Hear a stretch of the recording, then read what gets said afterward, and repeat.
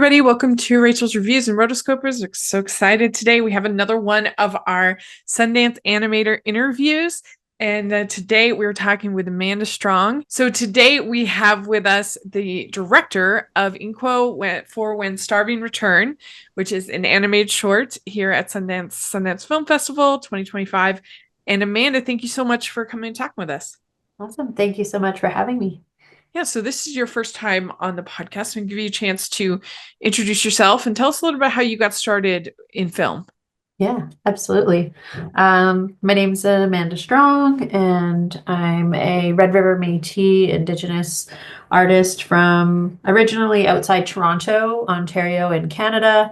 I currently reside in Vancouver, or just outside Vancouver, BC, in Canada.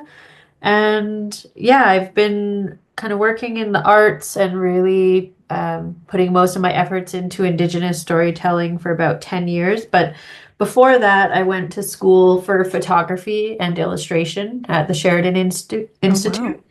And so a lot of my training came from I was fortunate enough to have analog camera training as well as digital, as like when the switch to digital was happening. Uh-huh. So I've always kind of had that fascination with capturing and sort of frame by frame capture. And then studying illustration gave me sort of more hands-on tools with like painting and just sort of more foundation based in the arts. And Uh-huh. once I kind of went through those school systems, I didn't really want to be a photographer or an illustrator. And that's kind of how I found my way into kind of moving image and in particular stop motion animation. Okay. So did you have like a whole team that you worked with as far as the animation, or how did that happen For this film, for yeah, this film? Yeah. we had a pretty large team actually. Well, for an independent short. Yeah.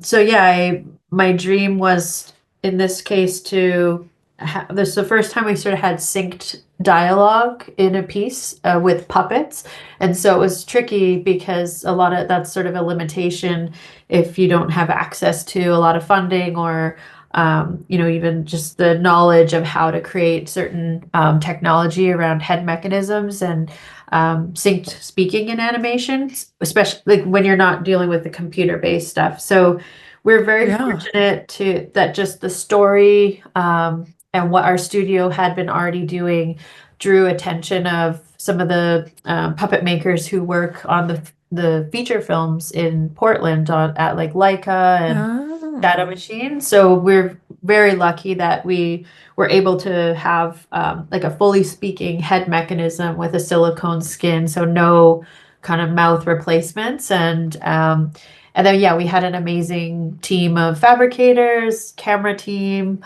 producers, compositors. So yeah, it was probably about around 30 to 50 people.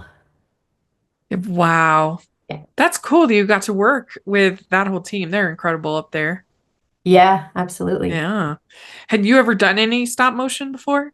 Yeah, I've done quite a few stop motions before, but with more limited sort of budget and access to skill level. So this was Uh-huh. the first time that we were able to kind of have the intricacy of the puppets for just sort of, yeah, being able to speak and kind of capturing more emotion in the faces, especially.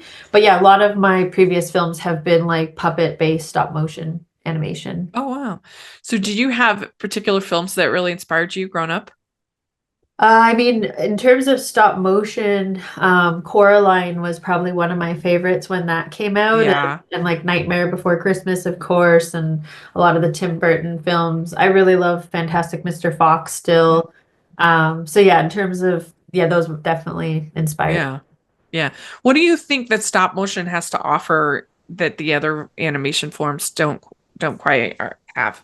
I mean, yeah, it's crazy because it's a big spectrum, obviously, in any type of animation, but I think stop motion can mean so many things, and in our case, it's like honoring kind of the handmade physical aspect Yeah. of the art. I think that when you're kind of solely in a computer, it doesn't mean that, there's something wrong with that, but I think there's Yeah. like a spirit or a essence of like all the hands involved and that sort of physical touch that comes through. Like in some ways it's like imperfect and you see flaws in that too, but that's part of it. And I just feel like there's just an endless ability of what and how you can create, and it's this amazing space to bring so many different types of art together to create a story and kind of unify a world. Yeah, yeah.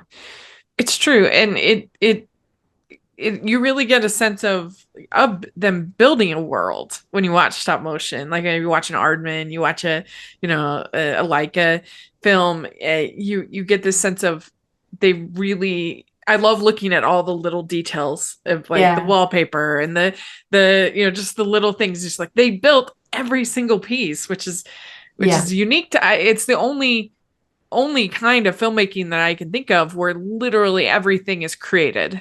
yeah. You I know. mean, I think a lot of spaces use the computer as a tool and to sort of enhance or extend certain things. And Sure, we sure, definitely did, obviously. So I think there's, a place for the computer and sure. digital tools and software. But yeah, I think a computer can't fully replicate the handmade aspect of it. And yeah. Yeah, that's cool. That's really good. I was really impressed with the environments that you were able to create. The rushes, the flowers, the trees, the water, all of that. That must have been incredibly difficult. Yeah, I mean, our goal was to really represent the territory, which is the Northwest Territories in Canada, and working with the community there and some of our elders and who helped like kind of helped us in terms of what the land is like, and that was sort of our goal, was to really honor that, and in some ways try to reflect something that felt real, like even though we're in this miniature scale with kind of painted objects and stuff to feel like that. We wanted to kind of create a space that felt as close to that as possible or gave Yeah, that. Yeah. yeah. So, why don't you tell the listeners a little bit about the short and what they could expect from it, from the story? Yeah, so it's a bit of a complicated story, so it's always hard for me to distill it down to one sentence. But yeah, really, I think there's several themes we're talking about, and we have Dove, who's our sort of protagonist and our main character, and Dove is really, unique and special to us as an Indigenous kind of warrior of their time, who's also like a gender shifter. And I think, we started this story 8 years ago, and I just think that's a really important um, character for representation, especially from an Indigenous perspective and what that means. And, and they have that gift. And through this story, we're in the future where we have these kind of starving creatures that are based on our oral stories, and it's kind of like in a time where Dove is learning about who they are and what their gifts and medicine is, and it's kind of about the teachings and returning to land and medicine, and they encounter a frog who's kind of a medicine carrier as well, and yeah, they're kind of just, yeah, it's about like kind of finding themselves in this kind of challenging future. It's two Yeah. lifetimes from now, and I think it talks a lot about sort of the state of the world and things we've done to the land and water. And my hope is it's like a call to action for people to really think about, where we're at today, and choices we have, and yeah. So, how early were you involved as far as the story and developing everything? So the short story is written by Tliko Dene writer Richard Van Camp, and so we were kind of fans of each other's work, and we were just in email communication 8 years ago and asked if he had any stories that he wanted to become animation. So he sent me this short story, and then we worked on the story aspect probably for a couple years at least, to kind of get it Wow. into a framework of an animation, and adapt it from a short story words on a page, so that it can kind of fit more of a format, and really dove into sort of Richard's other writings, and because he has this whole universe built around that. So we wanted to kind of like pull a bit of depth into the short and to give some context and really flesh out the world. Uh-huh. With the frog, the pink frog character, was there any debate about should we have him talk or not? Or is that just part of the Um, lore? I think, well, the in the story it's written that way, and I think that's where the oral story comes from, which is, inspired by Art Napoleon's late grandmother, Suzette Napoleon, and Art Napoleon actually then voiced the frog, which was really significant for us Oh, because that's it's kind cool. of based on his grandmother's story, which is amazing. And yeah, I think for us, or like, for a lot of indigenous nations or people, I don't think that's out of the realm that there's been, Yeah. I think there's communication with animals and other life forms than just human. And so I think there was no debate or didn't feel weird for me. There's actually, great significance, and I felt there's a lot of power to that personally. Yeah. So I thought it was interesting the introduction where you introduce the the ice creatures that crave human flesh, Hmm. and then it kind of gets into sort of an industrial sequence, and then you get this nature, like the how everything kind of evolved and capturing that. I thought that was interesting. Awesome. Thank you. Yeah, well, what was that like kind of developing that? Well, I think we call it like the tar sand sequence because Uh-huh. there's, we wanted to kind of start with sort of just um, a moment of like urgency, right? Where something happens and introduce these characters, set the tone that Dove is sort of left alone and that there's obviously this other force through the creatures. And then, but I thought it was important to give some context without naming the creatures, because that's a whole thing for us as well. But like just understanding what they are, what they represent around like greed and how that's evolved with kind of the way things are in the world as well, and just sort of, yeah, shifting that, like explaining that, how these creatures have kind of come back and they're growing with the sort of growth of greed, and that's sort of where this future was heading, and just sort of, so it's helping the audience to understand a bit about the creatures and how it sort of came to this, and then kind of being able to go back towards Dove and the sort of core story. Yeah. So what was it like when you added the music? What was that process like? Oh, that was really fun. It definitely, it never feels like a film or, like finished until you start playing with sound, because you're just looking at all these, raw footage or unfinished clips, and it's just like, oh man, does this make any sense? Yeah. It can feel so rough for pretty much right up until the last minute, and that can be tough. So yeah, we were very fortunate to have amazing composers, and it was really important for us to work with Indigenous musicians. So we're grateful to have Janine Frey-Najutli and Matthew Cardinal work with Ado Van Riemen. And yeah, had an amazing sound designer and mixer with the National Film Board, who is our co-producer. And yeah, that's, I think, where it really came together. And for me, I always want to have like original music made, and it's like a reaction to the visual. And so that there's definitely like, they're meant to be married and feel together like a whole. I think it can be challenging when music feels separate to what you're Yeah. looking at visually. And so that was my goal, was to really ensure that, the artists working from the sound spectrum were like really connecting and reacting to the visual side of things. It must be just so thrilling when you do get to see everything put together. Oh yeah, I think because it was like almost 8 years in total. That's Like, crazy. I mean, a lot of stuff happened in that time, but yeah, I remember being at the National Film Board and my team had all went home, and it was kind of just me, and I think I just went in the bathroom and started crying. It was just like, oh my God, it's like this is such a weird moment. I'm like by myself. in Montreal, like no one to celebrate. Like what a strange, but no, it was so powerful. And yeah, that's I think I'm sure it's most filmmakers' favorite Yeah. moment is when it all comes together. Yeah. Well, do you have any advice for animators that are hoping to get into submit their short or directors submitting their shorts to Sundance? What would you say to encourage them? Like to make work or just to submit? Yeah.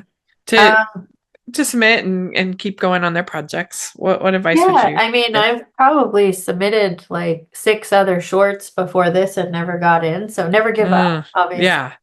And I think just in terms of creation and making things, make sure it's a story you believe in, because animation can take a long time, not always 8 years, but like, it's a long process that you have to kind of go through a lot of ups and downs. And I think what I learned is just that if you really believe in what you're doing and you have an amazing team with you, that can usually like keep bringing in other good things around you. Because I never dreamed I would have had the people who helped on this last film.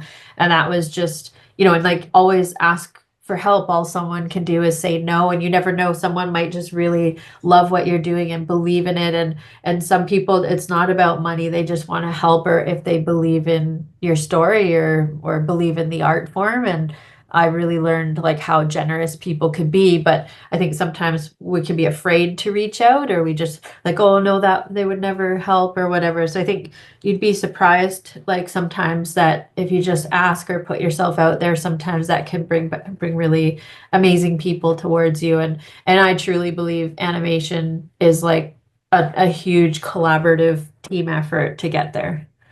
Yeah. So, what do you hope that people walk away from the short feeling, thinking about? Um, I think I for me, it's just, yeah, I think it's really symbolic of some of the challenges we see in the world around us, not even just in North America. And my hope is that, yeah, it can be, yeah, either a call to action or just a reflective piece of um, of what our role is, or like what we want our future to be like, and just, yeah, Very hopefully. cool. Well, we like to end our interviews with some fun, get to know you, rapid fire questions. First one, what is the best ice cream flavor? I'm allergic. Oh, Sorry. makes I like sense. Okay. sorbet. Sorbet, that's a good answer. Okay. What's your favorite color? Teal. Okay. What music are you into? Uh, I like everything. Sorry. I maybe like folk. folk. Okay, good. All right. What is your go-to date night food? Um, Prime rib. Oh, good choice. Okay. What's your go-to date night activity if you're going out doing something? Playing hockey. Oh, that's fun. Which you like better, dogs or cats? I love them both. Yeah. Okay. Which you like better, beaches or mountains? Beaches. All right. Last question. What is your all-time favorite animated film? Coraline. Yeah, that's a good choice. Very good. All right, you did it. You answered all the questions. Thank Thank you you so so much. much for talking with us. I really appreciate it. Do you have social media or anything like that you want to share? Or? Yeah, we have mostly Instagram, which is at Spotted Fawn Art. So it's Spotted Fawn Productions. Okay, great. Yeah. We'll have that in the description. People can check And I check think it all out. our website is like spottedfawnproductions.com. Great. Well, Thank you. congratulations Thanks on so the much. film. All Great. right.